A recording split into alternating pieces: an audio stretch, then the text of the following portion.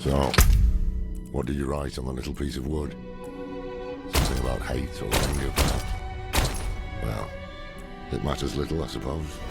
Cracked tools, sway back, cloudy eyes.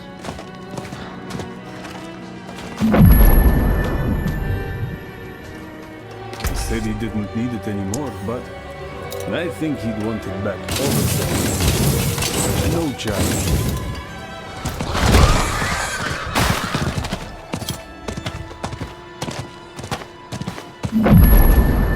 I cannot do that.